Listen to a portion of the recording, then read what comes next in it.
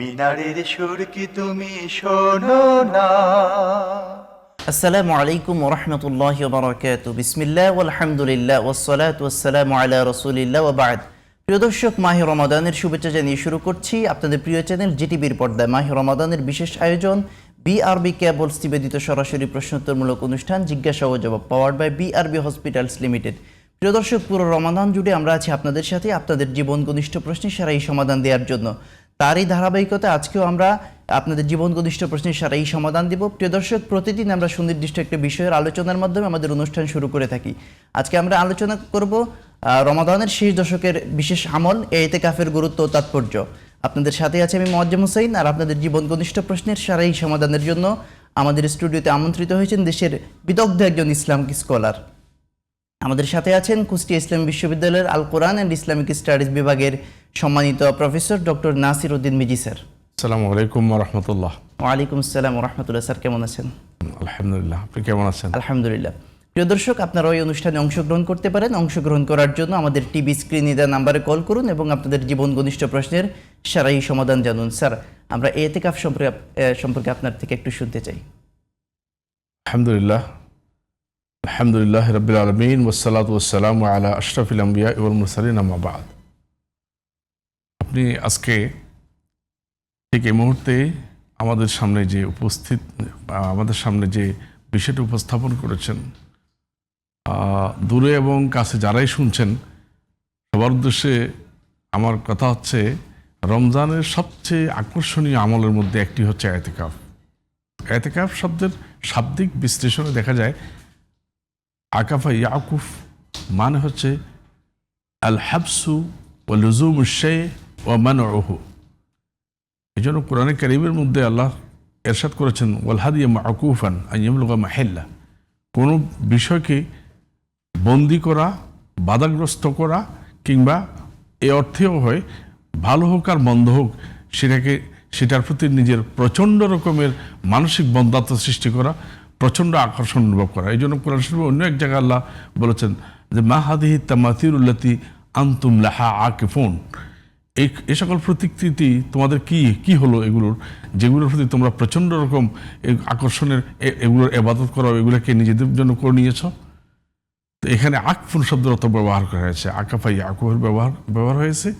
তবে ইতিকাফ বলতে আমরা যেটা বুঝি সেটা হচ্ছে যে একজন সায়েম, একজন রোজাদার নিজেকে ইবাদত এবং আল্লাহর সাথে একনিষ্ঠভাবে আল্লাহর ইবাদতে নিমগ্ন হওয়ার জন্য, একনিষ্ঠভাবে এবং একান্তভাবে আল্লাহর ইবাদত করার জন্য নিজেকে মসজিদে প্রচণ্ড রকমের একনিষ্ঠ অবস্থার সৃষ্টি করে নিজেকে বন্দী করে রাখা, নিজেকে অন্য সকল কাজ থেকে মুক্ত করে সেখানেই নিজেকে ইতিকাফের আলোচনা শিল্পে একজন দর্শক অপেক্ষা করছেন। আসসালামু আলাইকুম ওয়া রাহমাতুল্লাহি ওয়া বারাকাতুহু। জি দর্শক, আপনার নাম বলে প্রশ্ন করুন। আসসালামু আলাইকুম। ওয়ালাইকুম আসসালাম ওয়া রাহমাতুল্লাহ।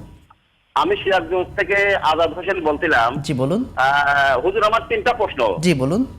এক নম্বর হলো, আমি আর্মি পার্সন, সেনাবাহিনীর অবসরপ্রাপ্ত। জি। তো আমি স্বপ্নে দেখি পিছনে দেখে ফেরত যাই, আমি ব্যারাকে যাই, আমার বিছনা খুঁজি, আমার মানে খাট খুঁজি, আমার অবস্থানটা খুঁজে বেড়াই, এরকম একটা স্বপ্ন দেখি। এটা গেল একটা। আর স্বপ্নে আপনি কি দেখেন? স্বপ্নে দেখি আমি যে আচ্ছা, ঠিক আছে, বুঝতে পেরেছি। বারবার জি, দ্বিতীয় প্রশ্নটা করুন আপনার। আচ্ছা, দ্বিতীয় প্রশ্ন হলো, শাশুড়িকে যদি ছেলের বউরা না দেখে এক্ষেত্রে গুনাহ হবে কিনা তাদের? এবং তিনটা ছেলে, একটা মায়ের তিনটা ছেলে, তো বড় ছেলের বউ এক সময় শাশুড়িকে খুব দেখাশোনা করছে, আর বাকি যে দুইটা ছেলের বউ আছে তারা কোনোদিনই। আচ্ছা, আমি আপনার দ্বিতীয় প্রশ্ন বুঝতে পেরেছি, তৃতীয় প্রশ্নটি করুন। আচ্ছা, তৃতীয় প্রশ্ন হলো, আমি এবং আমার স্ত্রী দুইজনে পুকুরে নেমে ব্যাগ ভর্তি বড় বড় মাছ মানে ধরে ব্যাগে ভরতেছি, এটা স্বপ্নে দেখছি। এটাই কি স্বপ্নে দেখেছেন? মাছ, বড় বড় মাছ ব্যাগের মধ্যে ভর্তি। আচ্ছা, ঠিক আছে, অসংখ্য ধন্যবাদ। জি।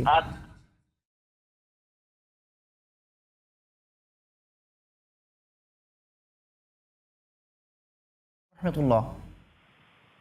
জি হুজুর, আসসালামু আলাইকুম হুজুর। ওয়ালাইকুম আসসালাম ওয়া রাহমাতুল্লাহ। মাসুম কুমিল্লা। জি বলুন। প্রশ্নটি হাদিস থেকে মুসনাদে আহমদ জি হাদিস নম্বর 23,090। জি, বলুন। হাদিস নম্বর 23,090। শেষ জমানায় দাজ্জাল আসবে এবং যখন সে আসবে সারা পৃথিবী জি রাজত্ব করবে, শুধু কয়েকটি জায়গা বাদে। আচ্ছা, দাজ্জাল সম্পর্কে আপনি জানতে চাচ্ছেন, তাই তো? জি, আসসালামু আলাইকুম হুজুর। আচ্ছা, অসংখ্য ধন্যবাদ স্যার। আমরা এতেকাফের আলোচনায় ছিলাম। তো এতেকাফটা আসলে কোরআন কারীমে আল্লাহ সুবহানাহু ওয়া তাআলা মানে এতেকাফকে মসজিদের সাথে সম্পর্কিত করেছেন এবং ওয়ালা, এই জন্য আল্লাহ বলেছেন ওয়ালা তুবাশিরুহুন্না ওয়া আনতুম আকিফুনা ফিল মাসাজিদ। জি। মসজিদে এতেকাফ অবস্থায় তোমরা তোমাদের স্ত্রীদের সাথে জৈবিক সম্পর্কে লিপ্ত হবে না। তো এই দৃষ্টিতে দেখা যায় এতেকাফের সাথে মসজিদের সম্পর্ক আছে। আবার সাথে সাথে রাসূলুল্লাহ সাল্লাল্লাহু আলাইহি সাল্লামের জীবনের আমলের সাথে আমরা দেখি যে রাসূলুল্লাহ সাল্লাল্লাহু আলাইহি সাল্লামের আমল দেখা যায়। রাসূল সিয়ামের রমজান মাসের শেষ 10 দিন তিনি এতেকাফ মানে আশরাল আখির যেগুলো, তো সেখানে তিনি এতেকাফ করতেন। তবে রাসূলুল্লাহ স্যার, আমরা আমাদের দর্শকের প্রশ্নের উত্তরে যাই একটু। উনি স্বপ্নে দেখেছেন, উনি আর্মি পার্সন ছিলেন। উনি স্বপ্নে দেখেছেন উনি ওনার সাবেক যে বিছানাপত্র এগুলা উনি স্বপ্নে দেখেছেন, এটার কোনো ব্যাখ্যা চাচ্ছেন আর কি সংক্ষেপে? আসলে স্বপ্নের ব্যাখ্যা ওইভাবে আমরা দিতে চাই না, এগুলো অনেকটাই অনুমান নির্ভর কথাবার্তা হয়ে যায়। আচ্ছা, তো সাধারণত মানুষের স্বপ্নের মানুষ, আমরা যারা সাধারণ মানুষ, আমরা যারা নবী রসুল নই, নবী রসুলদের স্বপ্ন হচ্ছে সেখানে ওহীর সম্পর্ক, সেটা একটা শরীরী ভিত্তি আছে। আচ্ছা, কিন্তু আমরা যারা সাধারণ মানুষ, জি বিশেষ করে আমরা যারা এলম কালামেও আমরা একেবারেই সাধারণ, আমাদের আসলে অনুমান নির্ভর ওইভাবে কথা না বলাই আমি ভালো মনে করি। তারপরে আচ্ছা, যদি স্যার, উনি আমাদের প্রশ্ন দর্শকের করেছেন, আরেকটা প্রশ্ন ছিল যে শাশুড়িকে ছেলের বউরা যদি না দেখে এক্ষেত্রে গুনাহ হবে কিনা? শাশুড়িকে মা এবং মায়ের এবং পিতা এবং মাতার ব্যাপারে শরীয়তের বাধ্যবাধকতা আছে। জি শাশুড়ির ব্যাপারে ওইভাবে বাধ্যবাধকতা না থাকলেও স্বামীর সম্পর্কের কারণে সেখানে অবশ্যই তাকে শ্রদ্ধা, খেদমাত এবং সামাজিক মর্যাদা, এগুলো একজন ছেলের বউয়ের উপরে তার সামাজিক দায়িত্বের অন্তর্ভুক্ত পড়ে এবং দেখবে এবং সে এটার যাজাও পাবে বলে আমরা বিশ্বাস করি। স্যার, আমাদের আরেক দর্শকের প্রশ্ন ছিল যে উনি আরেকটা স্বপ্ন সংক্রান্ত এই প্রশ্ন করেছেন। তার মানে আপনি যেটা বলেছেন যে মাছ ধরে উনি ব্যাগে ভরছেন, এরকম স্বপ্ন দেখেছেন? আমরা এগুলোকে অনুমান নির্ভর বলেছি আগেই। অনুমান নির্ভর আমরা হয়তো বলতে পারি ভালো স্বপ্ন দেখেছেন এবং তিনি মাছ মানে ভর্তি করতেছেন, হ্যাঁ ভালো, এটা লক্ষণ ভালো বলতে পারি, যেটা পজিটিভ। তবে আমরা এগুলোকে কোনো শরীর নির্ভর কোনো কথা আমি এগুলোকে অ্যাভয়েড করতে চাই। আচ্ছা স্যার, আরেক আমাদের প্রতিদিন আমাদের কোশ্চেন করেন কুমিল্লার মাসুম ভাই, ওনার প্রশ্ন ছিল যে উনি হাদিস থেকে উদ্ধৃতি দিয়ে বলেছেন দাজ্জাল সংক্রান্ত উনি জানতে চেয়েছেন, শেষ জামানায় দাজ্জাল আসবে। হ্যাঁ, দাজ্জালের বিষয়টা সম্পূর্ণরূপে কোরআন সুন্নাহ নির্ভর একটা সত্য এবং এই দাজ্জালের ব্যাপারে কোরআন এবং সুন্নাহর সম্পূর্ণ সত্য এবং এটা আসবেন, এ ব্যাপারে কোনো দাজ্জালের আলোচনায় ফিরবো। একজন দর্শক অপেক্ষা করছেন। আসসালামু আলাইকুম ওয়া রাহমাতুল্লাহি ওয়া বারাকাতুহু। জি দর্শক, আপনার পরিচয় দিয়ে প্রশ্ন করুন। আসসালামু আলাইকুম। ওয়া আলাইকুম আসসালাম ওয়া রাহমাতুল্লাহ। হুজুর, আমি বলতে চাচ্ছিলাম যে আমি হাদিসে শুনছি আর কি, জামাতের সময় দিয়েছিলাম, তো আমার 2টা কিডনি নষ্ট। তো আমি মুসলমানদের কাজ হলো কুল্লু মুসলিম জাসাদুন ওয়াহিদ। আচ্ছা আচ্ছা, সারা পৃথিবীর মুসলমান এক শরীকের মধ্যে হবে, এটা রাসূলের হাদিসে। তো আমরা, আপনারা যারা আছেন, হুজুরেরা যারা আছে, আমরা কেন এক হচ্ছি না, বা একজন এক এক রকম বক্তব্য দেয়, এটা একটু আপনারা মানে আমি সঠিক তথ্য কিভাবে পাবো যে কারা এটা? আচ্ছা আচ্ছা, আপনার প্রশ্ন আমি বুঝতে পেরেছি। স্যার, আমাদের দর্শকের যে প্রশ্ন ছিল দাজ্জাল সংক্রান্ত আলোচনা ছিলাম আমরা। দাজ্জাল আসার ব্যাপারটা সম্পূর্ণ কোরআন হাদিস নির্ভর এবং এটা সত্য। তবে একটা বিষয়, আমাদের মধ্যে অনেক সময় অনেকেই কালকে এসে যাবেন, দাজ্জাল অমুক দেশে দেখা গেছে। এখন এই বিষয়টা এভাবে আমার মনে হয় উপস্থাপন না করাই ভালো। দাজ্জাল আসার ক্ষেত্রে কিছু আসলে আলামত থাকবে, সেই সমস্ত আলামতগুলোর মধ্যে মানে যে একটা বিশৃঙ্খলা, বিশেষ করে শরীরী বিশৃঙ্খলা এবং ফিতনাগুলো পৃথিবীতে বিদ্যমান। বিশেষ করে গান বাজনা থেকে শুরু করে মহিলাদের চলাফেরা থেকে শুরু করে যে সমস্ত আলামাতগুলোর শরঈ যে সমস্ত বিশৃঙ্খলা আছে, এগুলোর অনেক কিছু আমরা বর্তমানে আমাদের বিশ্ব ব্যবস্থায় এটা প্রতীয়মান। দাজ্জালের আগমনটা যেমন সত্য, আলামাতগুলো অনেকাংশে অনেক আলামতে আমরা লক্ষ্য করছি। সুতরাং এ ব্যাপারে আমাদের উচিত সতর্ক থাকতে হবে দাজ্জালের ফিতনা থেকে। দাজ্জাল নিয়ে আমরা খুব বেশি গবেষণার দরকার নেই, তার ফিতনা থেকে বেঁচে থাকতে। এটা সত্য জি, এবং আসবেন, এবং দাজ্জাল যে ফিতনা মুসলমানদের মধ্যে সৃষ্টি করবেন সেটা অলরেডি শুরু হয়ে গেছে, অলরেডি আমরা লক্ষ্য করছি। তাহলে আমরা সতর্ক থাকতে হবে দাজ্জালের ফিতনা। স্যার, আমাদের আরেকজন দর্শকের প্রশ্ন ছিল, উনি হাদিসে শুনেছেন যে আল মুসলিমুন কাজাসাদি ওয়াহিদ, মুসলমানরা একই দেহ। তো এখন ওনার প্রশ্ন হচ্ছে যে এক একজন এক এক কথা বলে, আমরা একই কথা বলছি না কেন? উনি যেটা হাদিসে শুনেছেন এটা হাদিসে আছে। জি, মুসলমানদেরকে বলা হয়েছে যে ফি তাওয়াদিহিম ওয়া তাআতুফিহিম, তাদের পারস্পরিক সম্পর্ক, তাদের পারস্পরিক ভালোবাসার দিক থেকে মাসাল অর্থাৎ উদাহরণ হচ্ছে কাজাসাদ ওয়াহিদ, তারা একটি দেহের মতো। ইস্তাকা বাযহু ইস্তাকা কুল্লুহু, যখন শরীরের যে কোনো একটি অঙ্গে যখন একটি মানুষ আঘাতপ্রাপ্ত হয় বা ব্যথা অনুভব করে, পেইন অনুভব করে, সে পুরো শরীরেই সে ফিজিক্যালি পেইনফুল অনুভব করে। সুতরাং এটা হলো মুসলমানদের অনুভূতির বিষয়, অর্থাৎ মুসলমানরা হচ্ছে একটি দেহের সমতুল্য, সমগ্র বিশ্বের মুসলমানরা।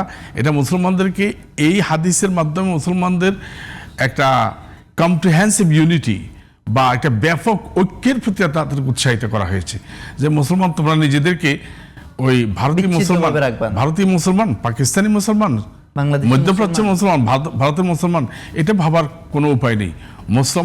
সমগ্র বিশ্বের মুসলমানরা হচ্ছে একটি বডির মতো। তাদের মুসলমান যে জিওগ্রাফিক্যালি যেখানে অবস্থান করুক, ভৌগোলিক অবস্থান তাদের কাছে কোনোই ম্যাটার করে না, বরং প্রত্যেকেই তাদের কোরআন এক, তাদের রেসালাত এক, তাওহীদ এক, আখিরাতের বিশ্বাস এক। এই বৃহত্তর ঐক্যের ভিত্তিতে মুসলমানদের ঐক্য বজায় থাকবে এবং এটাই হবে মুসলমানদের ইউনিটির মূল বেসিস। স্যার, আমাদের একজন দর্শক অপেক্ষা করছেন। আসসালামু আলাইকুম ওয়া রাহমাতুল্লাহি ওয়া বারাকাতুহু। জি দর্শক, আপনার পরিচয় দিয়ে প্রশ্ন করুন। লাইটটা কেটে গিয়েছে। স্যার, আমরা বিরতির পর আবারও ফেরব। প্রিয় দর্শক, আপনারা দেখছেন আপনার প্রিয় চ্যানেল জিটিভির পর্দায় মাহে রমাদানের বিশেষ আয়োজন বিআরবি কেবলস নিবেদিত সরাসরি প্রশ্নোত্তরমূলক অনুষ্ঠান জিজ্ঞাসা ও জবাব, powered by BRB hospital limited. সময় হলো একটা বিরতির, ফিরছি খুব সহসাতে, তখন আমাদের সাথেই থাকুন। সুবহানাল্লাহি ওয়া বিহামদিহি, সুবহানাল্লাহিল আযীম। মিনারের সুর কি তুমি শোনো না?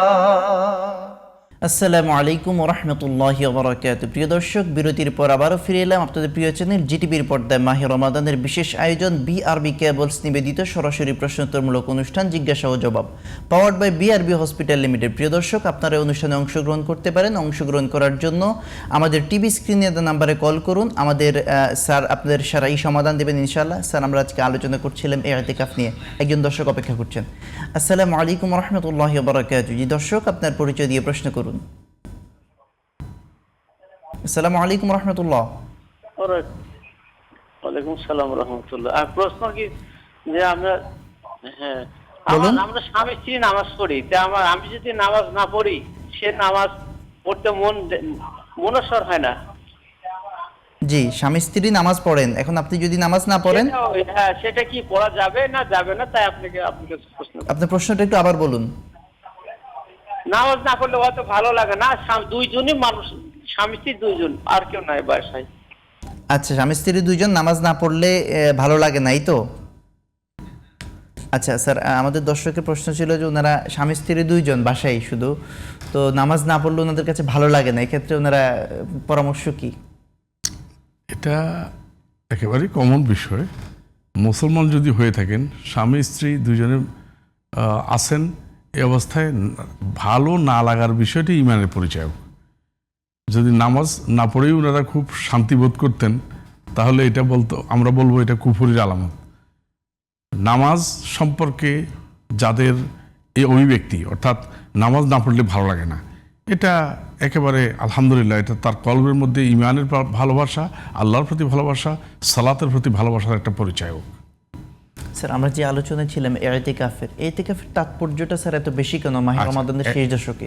আসলে প্রথম কথা হলো যে আমি আগেই বলছিলাম যে রসুল্লাহ সাল্লাহ আসলামের মোদাওয়ামত এবং মুআযাবাত, রসুল্লাহ সাল্লাম ধারাবাহিকভাবে এই কাজটি করেছেন এবং এমনকি রসুল্লাহ সাল্লাহ আসলাম শেষ 10 দিন ছাড়াও যে বছর রসুলের ইন্তেকাল হয়েছে সেই বছর তিনি একাধারে 20 দিন তিনি ইতিকাফ করেছেন এবং সেই সময় রাসূলুল্লাহ সাল্লাল্লাহু আলাইহি ওয়াসাল্লামের উপরে জিবরাইল আলাইহিস সালাম কোরআন কারীমের মানে আরযা আলাইহি জিবরাইল আল কোরআন কুল্লাহ, কোরআন পুরাটাই রাসূলুল্লাহ সাল্লাল্লাহু আলাইহি ওয়াসাল্লামের কাছে আবার তিনি রিপিট করে সেটা একজন দর্শক অপেক্ষা করছেন। আসসালামু আলাইকুম ওয়া রাহমাতুল্লাহি ওয়া বারাকাতুহু। জি দর্শক, আপনার পরিচয় দিয়ে প্রশ্ন করুন। ওয়ালাইকুম আসসালাম ওয়া রাহমাতুল্লাহ। আমার প্রশ্ন হচ্ছে, আমাদের সমাজে এক শ্রেণীর মানুষ দেখা যায় যারা নিজেদেরকে আহলে কোরআন বলে পরিচয় দেয়। আহলে কোরআনদের সম্পর্কে বিস্তারিত জানতে চাই। জি, অসংখ্য ধন্যবাদ স্যার। আমাদের একজন দর্শকের প্রশ্ন খুব আমাদের বর্তমান সমাজে খুব প্রতিষ্ঠিত প্রশ্ন। আহলে কোরআন বলে একদল নিজেদেরকে পরিচয় দিতে চায়, এদের সম্পর্কে উনি জানতে চেয়েছেন এবং শব্দটা খুব সুন্দর। জি, শব্দটা খুব সুন্দর, আহলে কোরআন শুনতে খুব ভালো লাগে। আমি কোরআনের ধারক বাহক। আহাল কোরআনের ধারক বাহক। আহাল শাব্দিকভাবে আহাল শব্দের অর্থ হলো হকদার, মানে কোরআনের আমি একজন হকদার, কোরআনের আমি কাস্টোডিয়ান। কথাটা শুনতে অত্যন্ত ভালো, কিন্তু এর ভেতরে আরেকটি কদর্য এবং ভয়ঙ্কর দিক আছে। সে ভয়ঙ্কর দিক হলো কোরআনের পাশাপাশি আল্লাহ সুবহানাহু ওয়া তাআলা যে রাসূলকে পাঠিয়েছেন কোরআনের ব্যাখ্যাকার হিসেবে, কোরআনের তালিমের একজন মুআল্লিম হিসেবে প্রেরণ করেছেন, তাকে অস্বীকার করার একটা পায়তারা এবং একটা সুপ্রতিষ্ঠিত ইনস্টিটিউশনাল একটা এন্ডেভার, একটা প্রাতিষ্ঠানিক প্রচেষ্টা অব্যাহত আছে তাদের মধ্যে, আহলে কোরআনদের মধ্যে। আহলে কোরআন। এই আলোচনায় ফিরবো, একজন দর্শক অপেক্ষা করছেন। আসসালামু আলাইকুম ওয়া রাহমাতুল্লাহি ওয়া বারাকাতুহু। জি দর্শক, আপনার পরিচয় দিয়ে প্রশ্ন করুন। আসসালামু আলাইকুম ওয়া রাহমাতুল্লাহ। আমি নীলফামারী থেকে বলছি। আমি গ্রাম মানুষ আমরা বলতে চাচ্ছি কি, আমরা তো জামাত করি, তা শুধু ওই যে লুঙ্গি পরে, কিন্তু ভেতরে যদি প্যান্ট কোনো ব্যবহার না করি, তা শুধু লুঙ্গি দিয়ে কি জামাত হবে? মানে আপনার শুধু লুঙ্গি পরে নামাজ পড়া যাবে কি নাই তো? হ্যাঁ, ভেতরে যদি আর আচ্ছা, ঠিক আছে। আরো একজন দর্শক অপেক্ষা করছেন। আসসালামু আলাইকুম ওয়া রাহমাতুল্লাহি ওয়া বারাকাতুহু। জি দর্শক, আপনার পরিচয় দিয়ে প্রশ্ন করুন। আসসালামু আলাইকুম। জি বলুন। ওয়ালাইকুম আসসালাম ওয়া রাহমাতুল্লাহ। রোজা মাস দিনের বেলা জি নখ কাটা চুল কাটে, কেউ বলে যাবে, কেউ বলে যাবে না, তা কোনটা ঠিক? রোজা রেখে দিনের বেলায় নখ কাটা, মাথার চুল কাটা। আচ্ছা, ঠিক আছে, অসংখ্য ধন্যবাদ স্যার। আমরা আহলে কোরআন নিয়ে আলোচনা করছিলাম। আহলে কোরআনদের এই ভয়াবহ বিষয়টা সারা বিশ্বব্যাপী, এটা ইহুদি এবং পশ্চিমা বিশ্বের একটা ষড়যন্ত্রের অংশ। আমরা আহলে কোরআনকে কোনোভাবে আমরা স্পেস দিই না। আমি নিজে ব্যক্তিগতভাবে আহলে কোরআনের একজন মানে ভুক্তভোগী, অর্থাৎ একজন আহলে কোরআন আমার কাছে মানে বেনামি গেলেন একজন ইন্টারনেট এবং আইসিটি মানে আইটি বিশেষজ্ঞ হিসেবে। পরবর্তী সে আমার ছবি তুলে সে ফেসবুকে ছেড়ে দিল। হ্যাঁ, আমাদের সতর্ক থাকতে হবে এদের ব্যাপারে। আবু সাইদ নামক এক আহলে কোরআন আমাকে এভাবে বিভ্রান্ত করেছে। স্যার, আমাদের একজন দর্শকের প্রশ্ন ছিল যে উনি শুধু লুঙ্গি পরে সালাত আদায় করলে সালাত হবে কিনা। এ ব্যাপারে আমাদের কথা হচ্ছে যে সালাতের ব্যাপারে সকল মুসল্লিদের উপরে আমাদের কমন কথা হচ্ছে যে সতর ঢাকা ফরজ। জি, সতর ঢাকা ফরজ মানে কি? আপনি যদি আক্ষরিক অর্থে সতর ঢাকার বিষয়টা বোঝেন, আপনি যদি কাপড় পরলেন, কাপড় পরার পরেও আপনার সতর দেখা যাচ্ছে, সুতরাং সেটা লুঙ্গি হোক, প্যান্ট হোক, যেটাই হোক, আপনার নামাজ হওয়ার ব্যাপারে সন্দেহ আছে। সুতরাং আপনি লুঙ্গি পরেন অথবা যাই পরেন, এটা কোনো মিটার। আপনি একটা চাদর পরেও যদি নামাজ পড়েন, সতর ঢাকা হলো ফরজ, সতর ঢাকতে হবে। সতর যাতে দেখা না যায়, লুঙ্গি যদি এমন পাতলা হয় যে আপনার শরীরের অঙ্গগুলো দেখা যাচ্ছে, এমন অবস্থায় সতর ঢাকা হবে না। এবং সাথে সাথে সতর ঢাকাটা হচ্ছে মূল কথা। স্যার, আমাদের আরেকজন দর্শকের প্রশ্ন ছিল যে রোজা রেখে দিনের বেলা চুল কাটা বা নখ কাটলে রোজার কোনো সমস্যা হবে কিনা?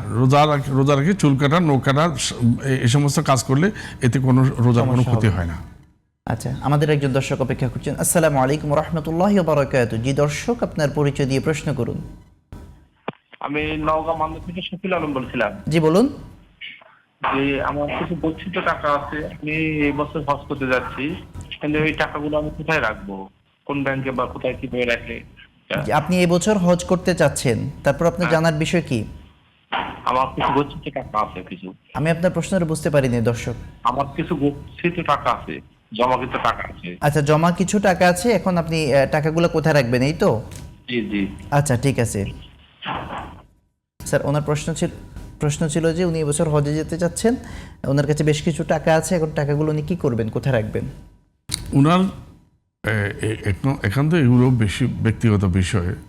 আমার কথা হচ্ছে যে উনি হজ করতে চাচ্ছেন, ওনার কাছে আমরা ক্লিয়ার না উনার কোনো ওয়ারিশ আছে কিনা। উনার যদি ওয়ারিশ থাকে, উনি যদি হজে যাওয়ার আগে মন চাইলে যে এই টাকাগুলো উনি নির্ভরযোগ্য ওয়ারিশদের তার উত্তরাধিকার রেখে যেতে পারেন। উনি যদি নির্ভরযোগ্য মনে না করেন, উনি ব্যাংকে রেখে যেতে পারেন। ইসলামিক পদ্ধতিতে রেখে, ইসলামিক পদ্ধতি হচ্ছে এটা যে যদি উনি হজে যাচ্ছেন এবং হজের অতিরিক্ত উনার কাছে টাকা পয়সা আছে, উনি সহজ কথা হলো হেফজুল মাল, এটা হচ্ছে মৌলিক অধিকারের একটা। জি, হেফজুল মাল, আপনি মাকাসিদ শরিয়া আপনি যদি বোঝেন তো আপনার সম্পদ রক্ষা করা আপনার দায়িত্ব। এমত অবস্থায় ওই হজের ইচ্ছুক ভাইকে আমি বলবো, আপনার সম্পদ আপনি যদি রক্ষা করতে চান, আপনার জন্য সবচেয়ে নির্ভরযোগ্য হলো আপনি যদি ওয়ারিশদের কাছে যাকে নির্ভরযোগ্য মনে করেন, যদি তা মনে না করেন, আপনি ব্যাংকে রেখে যাবেন। আচ্ছা, ইসলামিক ব্যাংকে আপনি ইসলামিক কোনো পদ্ধতিতে যে কোনো ব্যাংকে রেখে যেতে পারেন। অর্থাৎ আপনি যদি ইসলামিক ব্যাংকে রেখে যান সবচেয়ে ভালো হয়। আপনি একটা ইসলামিক আপনার নিজস্ব পদ্ধতিতে একটা ব্যাংক খুলেন, আপনি একটা অ্যাকাউন্ট খুলেন, সেখানে রেখে যাবেন। আমাদের একজন দর্শক অপেক্ষা করছেন। আসসালামু আলাইকুম ওয়া রাহমাতুল্লাহি ওয়া বারাকাতুহু। জি দর্শক, আপনার পরিচয় দিয়ে প্রশ্ন করুন। আসসালামু আলাইকুম ওয়া রাহমাতুল্লাহ। ওয়ালাইকুম আসসালাম হুজুর। জি বলুন। এই যে বর্তমানে যে ইরানে যে বোম মেলে মানুষগুলো মারতেছে, খেয়াল করে শুনেন কিন্তু আমার কথাটা। আচ্ছা, ইরানে যে মানে মানুষ মারছে, এক্ষেত্রে আপনার জানার বিষয় কি? এক্ষেত্রে এই মানুষগুলো কি হয়াত আছে নাকি হয়াত ছাড়া মানুষগুলো মরে যাচ্ছে? আচ্ছা আচ্ছা, ঠিক আছে। আমাদের দর্শকের প্রশ্ন ছিল যে ইরাকে যে বাম্পিং করে মানুষ মারছে ইরানে, হ্যাঁ, এই মানুষগুলোর কি হায়াত আছে নাকি হায়াত বম্পিং এর মাধ্যমে শেষ হয়ে গেলে, এটা আমাদের দর্শকের জানার প্রশ্ন। এটা কোরআনে কারীম যে আয়াত, সেটা আল্লাহ বলছেন, লা ইযা জাআ আজালুহুম লা ইস্তাখিরুনা সাআতান ওয়া লা ইস্তাকদিমুন। এবং আরেকটা আয়াত হচ্ছে কুল্লু নাফসিন যায়িকাতুল মাউত। আল্লাহ বলছেন যে প্রত্যেকটি প্রাণীর নির্দিষ্ট সময় আছে, সেই নির্দিষ্ট সময় এসে যাওয়ার পর তাকে 1 মিনিট এদিক সেদিক করা হবে না। সুতরাং আপনি ধরে নিতে পারেন, বম্পিং মারা যাক, অ্যাক্সিডেন্টে মারা যাক, পানিতে ডুবে মারা যাক, এরোপ্লেনে মারা যাক, যেটাই হোক, তার আজাল, তার নির্দিষ্ট হায়াতের সময় শেষ। আল্লাহ সুবহানাহু ওয়া তাআলা মৃত্যুটা এভাবেই রেখেছেন, এটি হলো মূল সত্য। আচ্ছা স্যার, আমরা যে ইতিকাফের আলোচনায় ছিলাম, ইতিকাফে বসে একজন মুতাকিফ কি কি স্পেশাল আমল করতে পারে? এই ইতিকাফের জন্য আসলে বিশেষ করে প্রথম ওলামায়ে কেরাম ইতিকাফের সাথে রোজাকে কেউ কেউ শর্ত করেছেন, রোজা শর্ত, কিন্তু আবার ইবনে আব্বাসের মতো সাহাবী রোজা শর্ত করেন নাই। রোজা শর্ত মানে রোজা না হলেও, রোজা না অবস্থায়ও করা যায়। স্যার, একজন দর্শক অপেক্ষা করছেন। আসসালামু আলাইকুম ওয়া রাহমাতুল্লাহি ওয়া বারাকাতুহু। জি দর্শক, আপনার পরিচয় দিয়ে প্রশ্ন করুন। লাইনটা কেটে গিয়েছে।